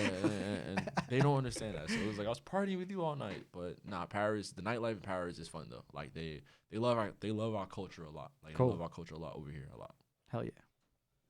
All right, so we got your Instagram pulled up. Oh wow, that's me. Okay, cool. Let's talk about it. I want my chips with the dip. Chips with the dip. Yep. So, it seems like you've shot a lot of really epic people. Yeah. We were scrolling through it before. Okay. I noticed a lot of people, but B, I'm sure there's a lot of people on here that I don't know who they physically look like, but they're also probably huge. Yeah, for sure. Yeah. Yeah. So let's talk about some of. Well, first I want to actually segue into this. What is like one of your most memorable, like crazy moments of your career? One of my most crazy moments of my career. Like if you were to brag about yourself, like not hold back, like what would you tell someone? It would have to probably be, if scroll all the way down, it would probably have to be when I shot like keep going down. Yeah, it's literally when I've shot Russell Westbrook, James Harden, and things like that in the Lifetime gym. Like, yeah, VMAs was cool as well too. VMAs is a crazy story, but Is this year? yeah, that was just VMAs. A lot of people There's thought I Cardi. got hired to work there, and that was not the case. It was not the case. You weren't hired. No, I was not hired. How'd you get there? So We're going down the rabbit hole. yeah. So what happened was, VMAs was in Newark, New Jersey. That's where I'm from. Oh Okay. yeah, it was in Newark. Wow. Yes, it was Yeah, in Newark. Joey. Shout out to Joey from Media X Marketing. He was Okay. there too. Yeah. Yeah, I completely forgot it was right in Newark. Yeah. So what happened was, I'm like this. I'm from Newark. I'm going up. I have to shoot the VMAs. I have to get here. Like I have to be here. Like I don't know. I have to get in some type of way. So what happened was I had a friend of mine. He was a photographer too, and he was like, "Bro, I gotta get in here as well." I was like, "All right." So he ended up like photoshopping these bogus passes. Like, Oh my they were God. like 1990 looking passes. And I'm That's like, dude, hilarious. these not gonna work. These not They gonna work. got like the old MTV logo and shit. If you look at them, they're like the old summertime MTV type things. Like, I'm like, bro. Oh my God, remember those shows where they Yeah, would like, have was it like the the beach? Cancun? Although, like, no, it bothers me because I'm like, when I was young, they would be like, oh, MTV summer break is in Miami. When I got to Miami, I was like, where's MTV summer break? I want to go. And it's like, is this even real? Like, where is that? Like, I want to go. So he photoshopped these bogus passes. And so we're running around. We're going to every checkpoint. And I'm just like this. Yeah, I'm supposed to be here, But what they're doing now is you have to scan them. So we had no barcode on them. So I'm going to every checkpoint, like lying, like, hey, I'm supposed to be here. I'm trying to walk in with my camera. Excuse me. And they're grabbing me like, no, you're screwing. So I'm like, in my head, it's like 2 hours. I'm like this. I'm not getting in here. Like, I'm But not. you tried. Like, I tried. I would have done the exact same thing. Like, you act like Did you you try the belong. yellow vest? No, Yeah. no. Dude, or like that we've snuck in an EDC before. Yeah. Because we all had like most of us had vendor wristbands, Yeah. like real ones, and it was you, right? It was you and Chrisofi. He just like walked up to the front gate, was like on the phone, not really on the phone. He's like, "Oh yeah, I'm working." He ran right past him. No, and no, didn't stop him. you have to act like you belong there. Yeah. And That was a great time. so I go to the last checkpoint. I'm like, bro, this is not gonna work. Like, I'm going home. Like, I'm tired, fresh batteries. I'm just annoyed. And we go to the last checkpoint. So he's kind of stagnant. He's like, yeah, fuck, it's not gonna happen. And I'm like, I see a group of people coming, walking to the group, walking to the bouncer. So I'm like, I got in the mix. I held my camera up, and I just was like this, and I hopped in my shirt and was like, I'm on the way, I'm coming right now, I gotta go. I'm talking in my shirt and walking, and the guy's like this, come on, let my go. I'm like, I'm coming right now. Wait, what wing are you at? What wing? And then my boy did the same thing. He got stopped. I said, he's with me. He tried to come with me. He has my batteries. Like, come on, man. I'm stopped at the wing. Like, this guy is, what's your name again? And he's like, I'm sorry. Let's go. And I'm like, oh shit, I'm on the red carpet now. I'm on the red carpet. I'm like, fuck. What? Wow, So, it worked. Yeah. So Oh my I God. took my pass and I like kept having my camera on, and everybody there is looking at my pass like this.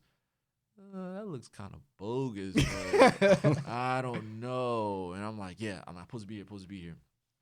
And then from there, I'm just on the red carpet. I'm shooting. So I was just like, yo, I'm happy. I'm blessed. I got the red carpet. I got some photos in to build my Instagram up. I'm good. And then literally, everybody's going in now. And I'm like, my boy's like, we might as well try to go in. I'm like, you're trying to. I'm like, you're trying. Epic fucking story. I'm like, you're trying to go backstage. I'm like, I love it. Let's fuck it. I'm like, what's gonna happen? What? You gonna get arrested? No, I don't care. Whatever. All right, we out. So now we're walking through. Walk through the metal detectors. They look at us. He's like, nah, you're good. You got your passes. I was like, oh snap. I said, let's do the actual general admission.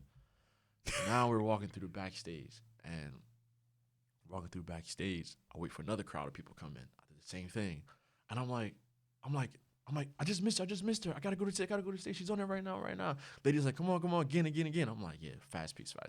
So I get backstage, and I'm like, Damn. yeah, I'm like literally, I see the names now. I'm like, this, okay, Cardi B, Queen Latifah, heavy hitters. I gotta stay here. So the crazy thing about it is now you have checkpoints inside. So my pass is bogus, and this lady. Yeah, you're like behind enemy lines. You're like, No, at that point I'm just like this all in or nothing. I'm like, the worst you're gonna do. You're gonna go on stage like, hi, thank you for the award. No, my mindset. I'm supposed was to be like, here. Yeah, my mindset was just like this. You might as well just go on stage, bro. You got this far. You might as well just go. So if you keep scrolling down, yo, that's this if is you keep, the most epic story scrolling, ever. keep scrolling. Let me see. VMAs keep going down. If you see this photo right here, all the way to the left, that one right there, that's right before you go on stage. Like, that's right before. That's like Bad Bunny right there. Oh my God. Yeah. So what happens is he's preparing to go on stage, and I'm like this, and the lady comes to me and goes like this. Who gave you these passes?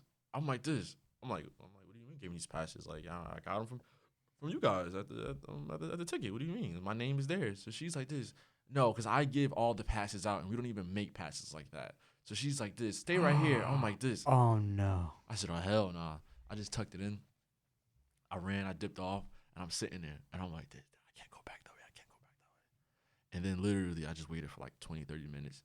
She walks past me with like 2 security guards like this. Oh man, she's like, hawking for she's you. like, yeah, it's him, another guy going around here. I look back, my boy is trying to get back to him. He's like, bro, they got me this checkpoint, I can't get through. I'm like, bro, you shouldn't have left.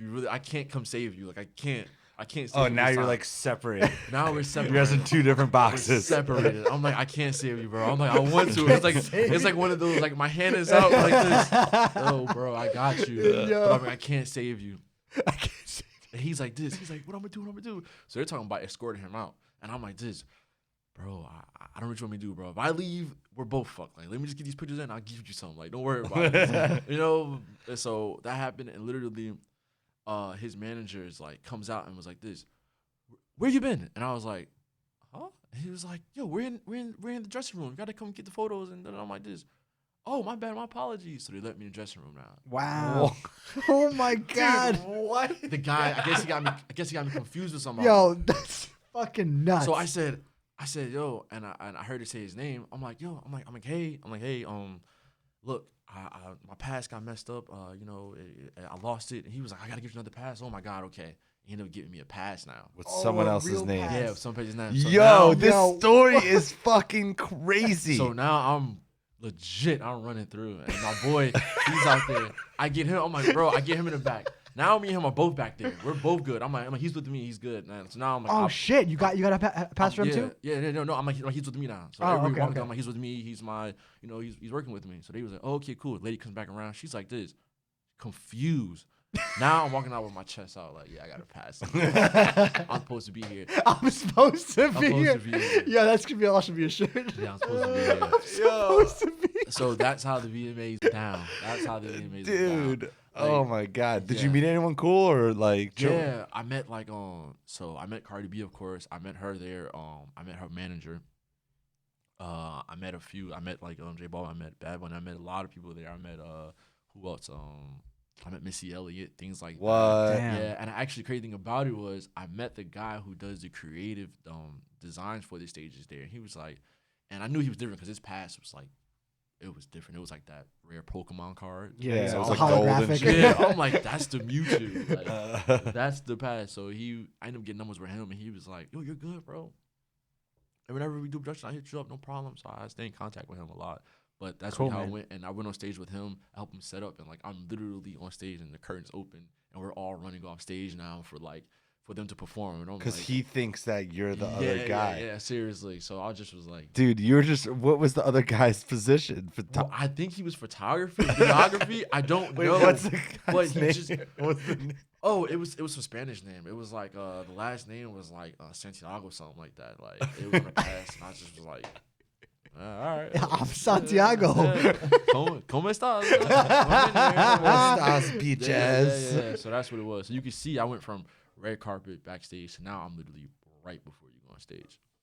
Yeah, what the Yeah, and then Big fuck? Sean one, I was talking about Big Sean was because I posted a Big Sean one, and then he just like reposted it. Like he reposted it, and everybody's writing me like, "Yo, Big Sean reposted your photo. He reposted it," and I just like, "Oh snap!" So I was hyped. I was hyped for that one. Fuck, dude, that's Yeah, I was crazy. hyped. Yeah. Wow. That's fucking epic. Yo, that's Yeah. probably the most epic story I ever heard. Super. Yeah. And I thought my story of getting to EDC was so cool. Like then you just like times 100 it. Yeah. And that's Nipsey Hussle. I was on Yeah. a few. Yeah, I was on a few. I did a few shows. I saw a few shows with him, and I got some content with him as well. Hell He's yeah. dope too. No, super dope. Yeah, and he was also a favorite artist of mine as well. So I was kind of dope about that. Victory Lap. Yeah, and also if you go up, it has the ASAP Rocky live. Like I went to ASAP Rocky show, and this is literally right there above me. Yeah, that one right there. Yeah. You literally. This is why he was locked up in. Like remember he was locked up. He had to go at that charge. So I posted that and like. That went a little viral on his page, and like it was just like this type of thing to show my appreciation. Like this is who he was. This was the impact that he had on our culture. You know what I mean? So that's really how it was. This this is at Terminal 5. Yeah, New York, Terminal 5. Yeah, we've been there a lot. So and this crazy thing about it was this footage I found accidentally, because I wasn't able to get in the crowd and shoot, and literally I was on top of the stage and I had the 24-70 lens. Yeah. And I just caught it by mistake, but it was just one of those things like people was just like. yeah, this is who ASAP Rocky was, and it went viral on his page. Like, you know, like his fan pages reposted it, and a couple of blogs were just showing it. So it was a pretty cool thing. Dude, that's so dope. Yeah, To see your own shit just go viral. yeah. Now, was your name attached in any way, or you just So a is it couple one of those, like- fan pages, they were Cool. attached, but some weren't. But I was just happy to see, like, oh, okay, I'm on there. Yeah, this photo right here, I was leaving Gold Room, Atlanta, Super Bowl weekend. I was outside with my camera. I heard like there's a lot of artists out there, and I see Meek Mill driving. As I'm like, all right, I follow Meek Mill on Instagram. I know his cars. That's him. And literally everybody's like, Meek Mill, take a picture. He's not doing it, take a picture. And I pull my camera out. I'm like, Meek, yo, let me go in for the camera. And he was like, I got you. And I was just snapping. It took me like 10 pictures to get these two. And then I was like, I just posted it. I didn't even care about me posting. I just posted it. And then I wake up, like, I go home, go to sleep, wake up. Everybody's like, Bro, this Meek is Mill just posted your photo. And I'm like, this, what? Like, Meek Mill posted my photo? I'm like, I made it. I'm good. dude, Like, fabulous. This is tight. yeah, I caught Fab leaving his sprinter. And the thing about it, a lot of these photos right here, like these like this type of time was just me just running and gunning and catching it, like, you know, like, and I just Yeah, I actually really love the style that you're going with here, like Mhm. that flash, that hard, like, you know, yeah, like yeah, party life kind of feel. yeah, It like really draws you in. yeah, for sure, yeah. That's really what I was going for. A lot of Wiz. these, yeah, Wiz. That's crazy about that picture was overexposed because me and another photographer snapped at the same time. Oh And damn. his flash got in the way. And at first I said, I was like, I didn't like it. And then I just was on a plane playing around with like different like LUTs and just playing. I just like, oh, it actually came out pretty dope. And I posted it. Yeah. Sick. Yeah, the shit you can do with RAW is nuts, right? Yeah, super. I shoot raw now. Like Hell people yeah. like, I shoot JPEG, I walk away from it. Well, there's no reason besides you not being able to own enough SD cards. No, yeah. Oh, I shoot JPEG. Yeah, nice talking to you. I gotta go. Yeah. It was like people be like, oh, most people give me their camera. Oh, I shoot auto. I'm like, you're killing me. But yeah. So, tell us about the time that you met Cardi B. Well, I first met Cardi B literally. I met her at the VMAs. But it was like a kind of like, you know, high and buy type of thing. Sure. And you know, I've seen her. I have seen her around after that. But I was in Paris. This is recently in Paris, and her husband Offset, he had a line coming out, collab line, and I was originally there with my boy Kenneth Fareed, he was a guest for the show, and I was there, and I saw Post Malone manager Dre, and I was talking to him a lot, and he was just like, so my Instagram, he's like, yo, I like your style, you're dope. Just talking to me while the show was going on. And he was, I'm about to go backstage. You should come. Like, come with me. I could meet some people. I was like, all right. So, you know, my boy Kenneth, he like literally knows like all these celebrities. So he wasn't really pressed to go backstage. So he was just, I told him, I said, hey, bro, I'm about to go backstage. You know, he was like, all right, bro, do your thing. I'm here. And I went backstage, and I wasn't expecting Cardi B to be there.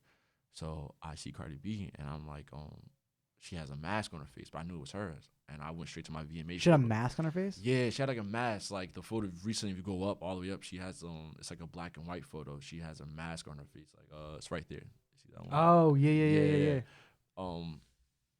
She had a mask on her photo, and she was sitting in the back, just like, you know, trying to stay out the scene or whatever, because it was her husband's time to shine.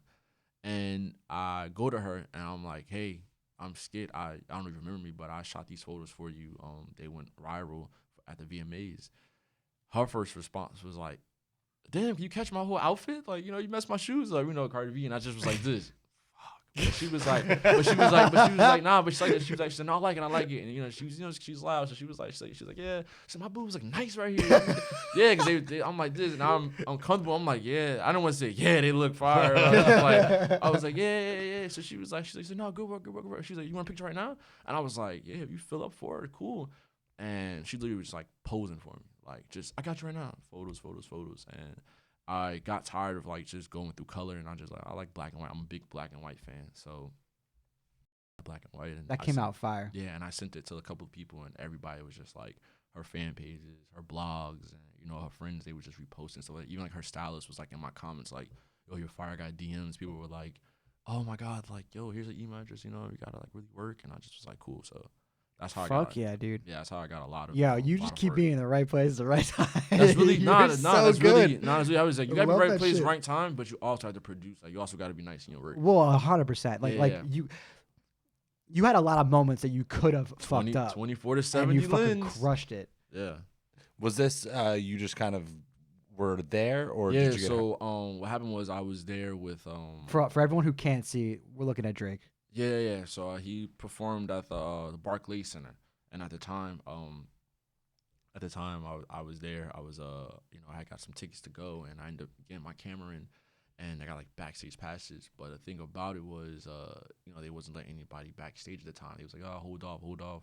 So I ended up just bum rushing through the crowd. I was like, I gotta get top. I had a big 24-70 lens. Nobody's gonna move me. I'm like, I gotta get here, and I probably was like 3 rows back, and I just caught it. And then with that picture, I think that picture had went on like a cover. It had went on like a digital magazine type cover, and it gave me my credit. And then a lot of people just went to my page and just was like, oh, this is you, and I was like, yeah. A lot of people get mad at me because I don't watermark, but That shit ruins it. Bro, thank you. And if someone wants to steal your photo, They're gonna. that's do it anyway. fine. And then you just hit them with a little lawyer. Just a little slide. Yeah, like I like watermark takes away from it so much. Like takes Yeah. away from it so much. But yeah, so that happened. I'm still waiting to work with Drake. Like if I get Drake on my list, then it's over. Like I'll probably retire and all right, I'm good now. I'm gonna go straight to writing scripts. So yeah, there's so many celebrities on your Instagram. Yeah, What's your it's my cousin right there, Fredo. Do you see that family photo you just clicked on? Oh, right here. Yep. Nice. Yep, he's to the left. Cool. Yeah. Everyone that's listening, go follow Skit. He's at I am Skit on Instagram. SKIT. Yep. Skit. Check out all of his photos. There's tons here. You got Kodak Black, right? That's Kodak Black. Yeah, free Kodak Black as well. Yeah, that was rolling loud. Like once again, just catching just some stuff that's backstage. Do you ever have any celebrities so far hit you up and do like shoots like not in an event standpoint, but like more like studio or like stylized lifestyle? I was in Paris and I ran into Don C's wife or girlfriend, Chrissy, and she was I ran into her and I was like, hey, I shot a photo for you, and it went kind of crazy, and she was like, what? I don't remember that. And I showed it to her, and she was like, no, I want to do a photo shoot with you. And I was like, oh, for real? And she was like, yeah. I was like, cool. So we've been emailing back and forth. It's really just I got to get back out to LA and really do that. Yeah. But yeah, I have her and a couple of just like verified models. Really, not really your rappers and stuff like that. But I've had a couple of verified models like want to shoot and things. Still dope. That shit's so dope. This photo's dope. Yeah. Nipsey, bro. Yeah, man. That's tragic. Yeah. You got a lot of fucking dope ass shit. Yeah. Damn. So quick question. Mhm. If you're not, how do you go about getting your backstage passes without using like a name? A name, so Or do you use a name? Like do you say, hey, I'm shooting for whoever, like can I get a backstage pass? Like how does that work? I'm I just curious. usually try to do that, but sometimes what happens is when you do that, like for example, if you go like, oh hey, I'm shooting for Complex Con, or I need to get back here, they ask for ID and things, so they're a little bit more tight on it. Originally, how I used to do it was I'll get into the show. I'll get into the show and I'll like have my camera, I get the security or something like that, and I know at some point the production manager, somebody has to walk through, somebody has to come through, and I just see who that is from just experience. Yeah. And I would go to them and say, hey, I'm shooting for such and such, but they won't let me in the back. I need a pass. And then she'll just, or a person will be like, oh, hey, go to the booth and give them this name, and they'll give you a pass. So Damn. sometimes like that. I know I'm giving free game right now. I know I'm going to get, when I go to a show, I'm going to be fighting against 1,000 more shooters. But I just feel like, man, it's just part of it, Like I would be selfish to not like try to help other people out. So I respect that, dude. That's so fucking sick. A little tip that I've heard, and I don't know if this definitely works. We've tried it a couple times and it didn't work, but I'm sure it will. Actually, it has worked. So we usually go after the smaller openers, and they would be very happy to let you shoot photos of them. Yeah. And then That works. you're just standing there with the press pass when the headliner comes No, up. that's how Rolling Loud was for me though. Rolling Yeah. Loud, I went with the artist who was on a smaller level. He was like really just like opening up for Rolling Loud. And literally I was just like, yo, bro, let me shoot Rolling Loud. And he was like, for real? And I was like, yeah. And they'd give him the pass, and then I have the pass for the whole day. Yeah. There you go. So my thing is like, yeah, you don't have to pay me right now. You don't have to pay me. You pay me half. But you know, another thing is, I'm pretty sure I'm going to leave you in a minute, and I'm going to go for like the Migos and go for that. So, Yeah. yeah. So they understand that though. They get it. They like, all right, I need you. You need me. So it's one of those. But yeah, that Yeah, does yeah. work though. That does work for sure. Yeah. yeah. One time we're big like concert people. We try to go to like a show every like weekend if we could. Yeah. And we were going to this festival, and it was like a camping festival, and it was like 3 days long, and like all these big artists. And we wanted a press pass, but we didn't really want to shoot the artists that would probably answer us. And we're like, oh yeah, like let me get a press pass, like yada yada yada, like whatever. It was like probably like a week off, and they answered, and they're like, yeah, like do you have any experience shooting this stuff? And I'm Yeah. like, no. I was like, but not to say that's one of the easier things probably to do, but it's like, no, it's not. It took a while though. But yeah, I know what you mean. yeah, though. like you know, like it's like I at least could do it from doing all the other stuff that I've done. Yeah, you have you're well rounded around. You know settings. So like once you know settings, you just gotta Yeah. just now play around. Yeah. With it. So they're like, all right, like send me your portfolio, and like we only have like one thing that we did for like a band once that's like pretty well known. So send them that, and I was like, oh, like blah blah blah blah blah, and they ignored us. The day of the festival, they text me or email me. I forget what it was, and they're like, oh, like yeah, we want you to come do a video. I was like, I'm on my way there. I don't got any of my camera gear, and I'm partying. Like, Yeah, like, you messed you that up. missed the You missed it. you missed the hole. Like, Nah, it happens though. Like it happens. Yeah. Like that's kind of the downside of when you're shooting things like this, like when you're with celebrities, because sometimes yeah, you're with the celebrity, so you kind of get like the high life, like you're in the club and you're like, Yeah. wow, I'm partying next to Cardi B and I'm with with this basketball player, and it's like I'm lit right now. This is fun, but it's like I can't really drink. Like I was in a strip club one time with like my boy, and he was some of his teammates, and like I was like, bro, I just want to put this camera down and just join y'all. and they let you in with a camera in a strip club. Well, you come on, if you're going in with like basketball players, Yeah. they're gonna, or celebrities, they're gonna spend a lot of fucking money. You think they're really gonna turn you away because my camera guy has a camera? Yeah, Nah. yeah, very Yeah, true. for sure. So sometimes they're just like, oh, bro, you can't go to other people's sections. And once I get in there, I'm like, okay, I'm out. And I'm in everybody's section trying to get everything. I love that I'm trying shit, to get dude. everything. Like, yeah, I got you, bro. Like, I was in Live one time, and I was just like, I was in there, and the guy was like, you can't leave a section. You're going to shoot your people. We're like, cool. I ended up getting into Lil Wayne section. I was like, I'm going to Lil Wayne. Like, no, I have to get him. And I was in T.I. I was in a lot of heavy hitter sections. T.I. Yeah. I was like, I have Damn. to get him. Yeah. So it happens like that. But, yeah. 'Cause, Yeah, I feel like it's like that way, the Pokemon Snap. Like, God, Charizard. no, that's how it is. Well, that's Yeah. what you're kind of like a hunter. No, you have to be. Yeah. I have to, because I feel like if I don't continue to keep doing this, then me personally, me staying relevant, and people actually want to work with me, they're gonna look at it and go like, well, he's all right. You know what I mean? So it's like, even when you guys work, if you guys don't produce good quality commercials and do what you gotta do, you're not gonna really get your referrals or your calls. Yeah, So exactly. It happens. You have to low key stay hungry as always. Yep. That's just what I do. So when I get into these type of environments, it's like a lot of people look at me and go like, "Oh, all you do is travel and party." That's just what I show you. But reality, I'm in the club and I'm sober, and I haven't even danced with one female. Like, I'm waiting for that shot. So I'm in a club for like 5 hours or 4 hours, and I'm just like with my camera, like, Gotta get. yeah, gotta catch them all. Gotta catch him. Yeah, It's like so like Yeah, real though. for real, yeah. That's great. So, what kind of events and or things do you have in your future? What is your next goal, or what do you have some sure. awesome stuff going on? Right now, I'll be honest with you, it's looking like a VMA type of situation, but I'm trying to get to the Met Gala. Okay. I'm trying to do Met Gala. I'm trying to do that, and hopefully, I can, next year for me, I can, with this documentary or just anything, I can get to the Oscars, or I can get to Grammys, as a guest or something like that, because at the end of the day, like I said, this right here, this type of style, the shooting is going to run its course. You know what I mean? And like I said, you have to retool yourself and always keep going forward. So I feel like right now it's cool, it's fun, but at some point I'm going to want to elevate and do more because I don't want to be 40 years old still Shooting celebrities.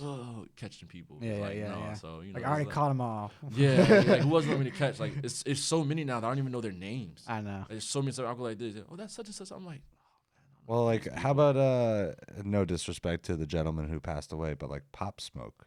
yeah, Never heard of him before. And never. I'm not really yeah. plugged into No, I to rap understand. anymore Oh, because yeah. like kind of like I don't. it's going blame through a weird phase you. currently, in my opinion. I keep my old playlist. Don't feel bad. I'm big. I I'm keep my own J. playlist. Cole till I die. Oh, I'm Dude, summer, Chance the summer, Rapper was so. When I first heard him, I was like, wow. Yeah, Like it was so refreshing to hear his style of that rap. happens. Yeah, I call him like and I'm probably a little off on this one, but like the new Kanye, where he's like kind of like I can see that. I can see that. like I can see that. refreshing, and he has like this like But what Kanye? Like graduation? yeah. Kanye? No, like old school, like College Dropout. Okay. It's I like can see kind that. of I can like, see that, it's, the, they're not similar yeah, sounding, but The how vibe they make you get. feel, Yeah. like kind of like it's like No, you know for you're sure. not like it's Yeah, I not can like see- heavy rap. Like Yeah, I it- can see Chance. His style can be like the Kanye workout plan song. yeah, Kanye, the workout yeah, plan. exactly. That's Yep. his style. No, for sure. I can definitely agree with you on that. Yeah, that's how it is right now going for me. Like personally, me, it's this industry is just being like bombarded with a new artist every day. Like you said, no disrespect, you didn't know who Pop Smoke was. It's just because And he had a house in the Hollywood Hills, so clearly a No. lot of people knew who he was. no. I mean, like, honestly, me, I knew who he was, but to be honest, I was a fan. I was a fan of his work, and may God rest his soul. But he was very new. Like nobody really knew him, and that's how it is right now. You know what I mean? Yeah. And it's just like it sucks that he had to go there early. But personally, me, it happens. Like tomorrow, for example, it's a ton of new artists. Like I said, shout them out. I'll be like, I don't know who he is. By the song, I probably do, but I Yeah. don't know.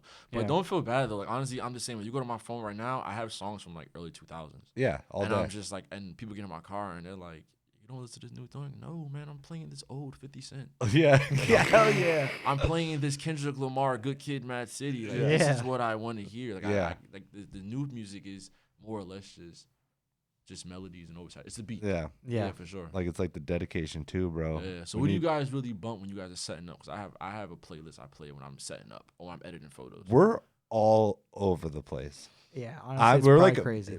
I'm like a music like junkie. Yeah. And like I'm not talking about like like I like everything. Like I literally like everything and listen to like albums on top of albums, like Yeah. deep of these artists. So like I like Ben Folds. Ben Folds is like a pianist and he like curses and shit, but he's like talented. He like Really produces funny. music. Yeah. He's like I- also a comedian. He's like yeah. He's I hilarious. listen to Bass Nectar, which is like heavy, weird dubstep. Okay. I listen to punk rock, heavy metal, rap, like Dubstep is different. bro. Dubstep is different. We'll go out to a festival for 3 days, not sleep, and be up at like 7:00 in the morning in the woods with like 7,000 people, like fucking like wild shit. Dubstep is different. I'm not gonna lie. Yeah. Whoever does dubstep, you got a real strong core. There's a lot of pushing and shoving, and it's just a lot of just amp. You just have a lot of energy. Yeah, we bump everything, dude. Like we'll play fucking the softest music or the heaviest Yeah. music or some rap or some dance music, That's how I whatever. am. People get in my car and they're like, "Wait, you're playing this type of song?" I'm like, "Yeah, I like Ed Sheeran." Yeah, Yeah, he's good. Yeah, I'm John play- Mayer, he's yeah, fucking I'm like, dope. I'm playing him, and then people are like, "You don't know him." And then the solo guitar come on, I'm like, "Yeah, I know him." Like, Yeah. I'm not just to one type of genre of song, and it's like, "Yeah, I'll play Hell yeah. some Selena Gomez." Yeah. I'll play some. I'm not afraid to say it. Yo, Billie Eilish, bro. That album's dope. It's so Yeah. weird. It's cool. It grew on me. Yeah, it's It weird. Grew on me. Like that's honestly, I listened to it on the plane. Okay. I had to listen on the plane. That's why there's a lot of music. I on a plane. I'm like, okay, I get a feel for it because I can't go nowhere else. I'm on airplane mode. Right. So I have to listen to it, and it grew on me. I was like, okay, Yeah. cool. I have so many questions, but we're like running out of time because we're at like an hour and a half. Okay, not for sure. Damn. Let's see. So actually, it's like a question off of the question. So you want to go to the Met Gala, right? Now you said it's gonna be like a VMA type of shit. Meaning, yeah, I'm gonna. Okay. Probably Now, yeah, like, do you have an approach to possibly getting in and getting credentials beforehand? Like, do you send out a bunch of cold emails? Like, how do you go about? So I think we talked a lot about your obscure way of getting into events. No, What yeah. are the ways that you get into events officially? Like, what does your process look like, or what do you think that you'll do to get in the Met Gala?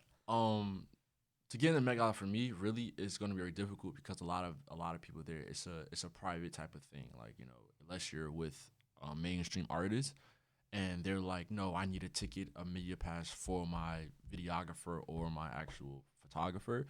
But a lot of it is really just through the agency of the company. Like, they like, nah, we have, like, it's like Fashion Week. Like, you go inside, they have all their set shooters who they work for. You really don't catch a person who's just like, oh, I just walked up to the door and I walked in with my camera. Yeah. No, it doesn't happen. But for me personally, like I said, it's looking like a VMA type of situation where, you know, I have to find like a Group of people to sneak in with. I have to find a group of people. All I know is I have to get a suit because I walk in regular clothes. It's not going to happen. I have to get a suit. Or like a tux. Yeah, no, for sure, because it's Yeah. all dressed up. I have to get a suit, a tux, and I have to really just. I want to give my plan, but I don't. But it's like I have Yeah. to put it like this: a suit and a crowd of people, Yeah. and my fake walkie-talkie. Why not, Yo, why not a real walkie-talkie? I'm thinking You should about get that Amazon. They're wire cheap. thing. Yo, we got one. You can. I can borrow it? Yeah, you just borrow. If I borrow it, if you guys ain't doing it, I get some dope photos. I give you guys credit. You're gonna get a bonus. Guys got it. Microphone by StrixMedia. Yeah, I give it. I believe everybody credit. On what we have they like do. one of those like FBI ones, like you know, Comes the in president- here? yeah. Yeah. Because like at big events when we shoot, like instead of me running across like a field to grab Zach, I'm just Nah, like, yeah. yo, dude, like get the Nah, shot. I have some earpieces at home. Yeah. I just improvised right there. But Yeah. Well, that's good enough, right? Yeah. Nah, literally, I gotta go. Protect He's the in my president. way. Protect He's in my the way. president. Yeah, what's your name again? Yeah, You're holding me up, man. I Yeah. gotta go. I gotta go. Yeah, you're out of here. You're out of here. Yeah, you're out of here. What's your name? You're gonna get fired. Oh boy, I'm writing this down. I'm writing this down, my guy. You really wanna fuck? You really wanna fuck my artist? say that if I don't get this, you're out of here. Bro. Yeah, You're never yeah. gonna work again. Out yeah, here. yeah. Yeah, for sure. Oh my god. Oh Yo. shit. Um, We've talked about a lot. This is For our sure. Yeah. podcasts just keep getting fucking better, dude. Thanks. You guys are great. Like, you guys are great. Like, honestly, yeah. You guys are great. I was coming up here and I was just like this. I feel they're gonna quiz me on my favorite movie directors because I feel like my style of shooting. A lot of people, when I say I'm into the movie world, they're like, "Oh boy, okay." But it's like when they hear the movies I like or they hear all the directors, they go, "Oh, all right, you actually know your stuff." And I'm like, "Yeah, bro, this is a." Let's talk a little bit about that. Like, Yeah, yeah. I love movies, but I don't necessarily like have a favorite director or like, Yeah, like I mean like I feel Quentin Tarantino kind of stands out to me, but like I just liked Kill Bill a lot rather than anything else. Talk to us a little bit about like or like like what's your jam? 'Cause you say you like documentaries, but I'm sure that it goes deeper than that. No, for sure. Like, personally, me, I'm a huge fan. I like sci-fi movies as well. Like, my favorite sci-fi movies is definitely Inception, Leonardo DiCaprio. Okay. Oh, I hell yeah. I like that. My yo, favorite the movie- sound design on that shit was nuts. Yeah, for sure. You, Nah, for sure. you see how like they like the one exploding thing where like they're like sitting at like the edge of the like outside like next to the actual building and everything starts exploding Yeah. and like dude the sound that was No, nuts. I'm also honestly, believe it or not, I would like to get a job in Foley one day, doing Foley, like sound Foley. Yeah. Like, just be in a room all day and just banging on pans and ripping guts and like breaking celery. That's what I would love to do. It just looks so dope. Neck snap, celery snap. Yeah. No, for sure. But yeah, Inception. For sure. I love gangster flicks like Goodfellas and things like that. Yep. What did you think about The one on Netflix. the new one? Irish. Irishman? Yeah. Oh, it was Martin Scorsese. He's a goat. Like, he's a goat. I give it to him. You liked it, the movie? Yeah, long, It was long. but I liked it. I just expected more of like a climax at the No, end, and it for just was like sure. kind of like tapered off. I was like, No, you know what I felt like that with the Joker. same. So- Well, because I thought he was gonna fuck up the town, Bro, I'm and the like- movie ended. I'm like, No, this is where it has to go. No, I I was the know. same way. I was like, the last 30 minutes of the Joker should have been the whole fucking movie. Like, you know what I mean? Yeah. It's just like, that should have been the movie. Like, seriously. I like the behind the story of it. That's type of cool. But yeah, like the Joker for me was good, but I just needed that last 30 minutes to probably be a hour. Dude, I was so ready for him to like, okay, cool. All these people are surrounding him. He's gonna like take over fucking Gotham. Like this is his time to fucking reign. Like, and then it just like I don't want to give away the actual ending, but like it just didn't end. Like that. No, for sure. It was still crazy. It was like really the last. I was like, whoa. Yeah. Yeah. All right, be honest. I had this debate the other day. Who was your favorite Joker? Oh. A lot of people looked at me like I was crazy. You guys watched the Suicide Squad movie? Yeah. No, yeah. I haven't seen it You yet. haven't seen it? Will Smith and stuff like Yeah, that? Yeah, because the new one yeah. just came out too. Birds of Prey, right? Yeah, I'm talking about The first one. Yeah. He A lot of did people. good. It got I like bad that reviews Joker. though, right? I like that Joker. Yeah. Alright. Jared Leto did Jared Leto. Yeah. Was it him though? Yeah. He plays Joker in a Suicide Squad. Okay. Does yeah. he? Yeah. Right. I don't know. I'm not crazy, right? Yeah, I'm 100% right. Yeah. Okay. So, I thought he did a really good job. I thought it was like different, interesting, and weird. Yeah. Definitely cool. I like them all, honestly. Heath Ledger had a sick, obviously, like he's like the GOAT in my eyes, you know. Mm-hmm. Nah, he is, but it's like I felt him passing made people more go like, oh, he's a GOAT. Like, you know what I mean? He's great. Yeah. Don't get me wrong. I think he did a great job, but I felt like if this guy, pull up his name, Joe, like you said, I felt if he did it, Jared Leto, I felt Leto. I always. Why am I not remembering that?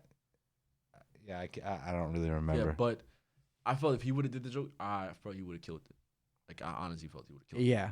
That was me, but yeah, that's what I thought about it. But yeah, I'm a huge gangster movie flick like Goodfellas, Godfathers, things like that. Yeah. Did you ever see the one with The Departed? The Departed, yes, Dude, That was a great movie. Such a great movie. bro, super, Yeah. super. Leonardo DiCaprio fucking crushes that shit. What's his face is also in it. Mark Wahlberg, right? Mark Wahlberg. Yep, Mark He's Wahlberg. just such a good job. Everyone. I'm big in the acting thing. No, yeah. My thing with my thing with film. Did you guys watch this Oscars? Or did you guys catch it? I watched some of the highlights from YouTube. I didn't watch the actual thing. Yeah, I'm not gonna lie to you. I didn't see it until after, but I went to go watch Parasite, and Parasite was pretty good. Yeah. I liked it a lot. Parasite was really good. I watched it. All right, I'm down. I gotta go check it out now. Did you find it difficult to follow along? When I first watched it, I had to watch it again. Because Yeah. I was just watching it and I wasn't really watching it, and I sat down. It was like, for example, Inception to me. Like when I first watched it, I just was like confused, like what's going on? And then I had to really sit down and watch it, and I was just like this. Wait. Oh, I have a question for you. Go ahead. So going back to Inception, Mhm. it ends. Is he in a dream or is he not in a dream? Oh, don't do this. Don't do this. Don't do this because, bro, that's Like, what actually happened? Did that shit fall or did it keep spinning? no, because you do that. Because you hear the wobble at the yeah, end. and then you go like this. Wait, was he really there? Because You never see the kids' faces. that's what I. So I was like, yes. See, I haven't seen. I think I've seen it, but That's it? I've You like how haven't? you said you watched it the first time. I think I like No, was like on my computer, like just Yeah, on. yeah. You have No, it's to. so Yeah. good. Nah, man, I was just like this when I watched it. I was just like, I like movies that I have. It's a twist. It's a mind fuck. Mine. Well, that's the best. If you give a movie with a twist, you have me sold. Like if I was like a billionaire, I would probably produce all movies Twists. with twists. Yeah, I yeah. will GoFundMe twist. It got you. I love a twist, but I love it too. I love it for real. I think because nowadays movies you watch them and you don't really. You watch them for entertainment and just, but you don't really watch it like to think. Nothing really makes you think anymore. Right. Exception when I watched it, I was just like this. Like I'm watching. At the end of it, I was just like, "Well, you guys are playing mind tricks with me, man. Yeah, What yeah. you guys doing? Like sometimes you look at movies and you're like, all right, the audience may know what's going on, but the character doesn't. Right. And that's just how I felt about it. But Yep. to answer your question, I think he was in a dream. You do. I think he was in a dream. See, that's crazy. And then so that also means that his wife woke up Yeah. because she killed herself. Yeah. So which is even crazier. You know, to That's think what that I mean. he's been living. Holy fuck! I just really just Think tie about those two it. together. Yeah. That's crazy. Nah, for real. I think he was in a dream.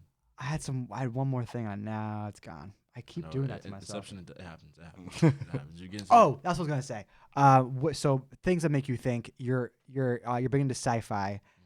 Do you like the series Black Mirror on Netflix? Because that's literally up your alley. It sounds like. It is, and I'm not gonna lie to you.